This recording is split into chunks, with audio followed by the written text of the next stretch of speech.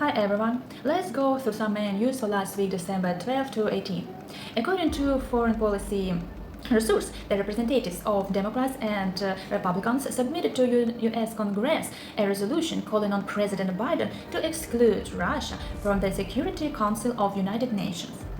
And actually there is a pretty high time to do that. But of course, maybe they won't be able to expel it at all, because currently there is no special procedure of excluding from the United Nations Security Council, but at least they can take away the right to veto. The Washington Post reports that President Joe Biden will approve the plan on providing Ukraine with Patriot air defense system if the Pentagon will answer some question about training, maintenance, the legality of the transport the system, and its impact on Washington's military readiness. Actually, those systems are very important for us to close the sky from Russian missiles. The representative of the White House, John Kirby, assured that the United States has some official evidence of an agreement on the supply of ballistic missiles from Iran to Russia. And of course, it's not a secret or surprise for everyone. According to New York Post, Putin is preparing a powerful nuclear missile that called Yars, capable of striking even United States and Great Britain, or its timeless nuclear threats from Russian losers. This week, the Pope don't stop surprise me. Washington Post notes one of the greatest idea of Pope, and exactly that the Pope called to spend less on Christmas celebration and transfer the saved funds to aid Ukraine.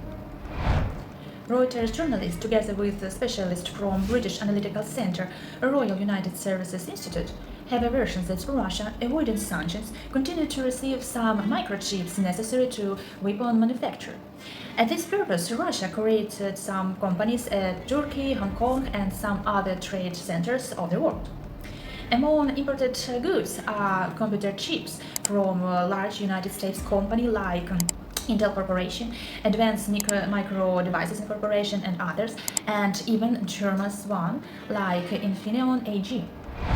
In the morning on December 14, the capital Kyiv was attacked by Geran, Russian kamikaze drones. On the wreckage of downed drones, there was a line for Ryazan. As you can remember, last week there were some explosions at the military airfields in Ryazan, and a couple of fighter jets caught fire. But let me remind you how Ryazan actually looks like. I totally swear it wasn't us or anyone else who can bomb Ryazan, except Russia, of course. And all this at the time that Russian missiles hit residential buildings of Ukrainian citizens. Also, on December 16, Russia fired over Ukraine more than 70 missiles just in an hour between 8 a.m. and 9 a.m. The launches were from both territory of Russia and Belarus. And from these 70 missiles, about 40 missiles were just for Kyiv and Kyiv region. And unfortunately, the 9 power generation facilities were damaged.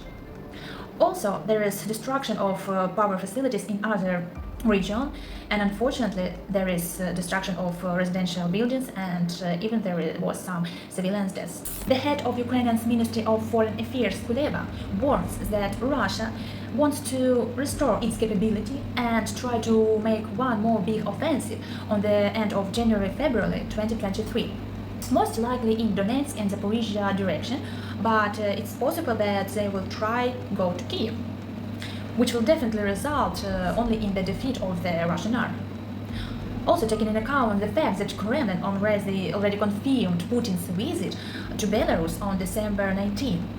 I guess he will demand Lukashenko to send their troops to take Kyiv. On December 13, in Brussels, the Council of European Union confirmed the European future of Ukraine, Moldova, and Sakartvelo. Actually, the origin name of Georgia. And for today, the Verkhovna Rada of Ukraine adopted all laws necessary to start negotiations on Ukraine's accession to the European Union.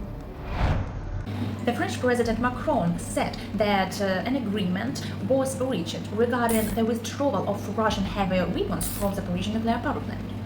Also, currently, the video surveillance equipment, which isn't yet allowed in Ukraine, has been installed in Chernobyl nuclear power plant area, and also special cameras and sound sensors will protect the territory of this power plant.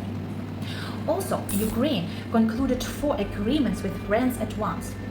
The first is a guarantee agreement with the European Bank of Reconstruction and Development to raise a 300 million euros loan for UkraineNews for the emergency restoration of power transmission networks.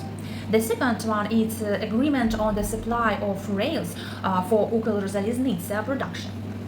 The next one is long-term roadmap between the governments of Ukraine and France regarding the launch of a program to support the digital industry of Ukraine.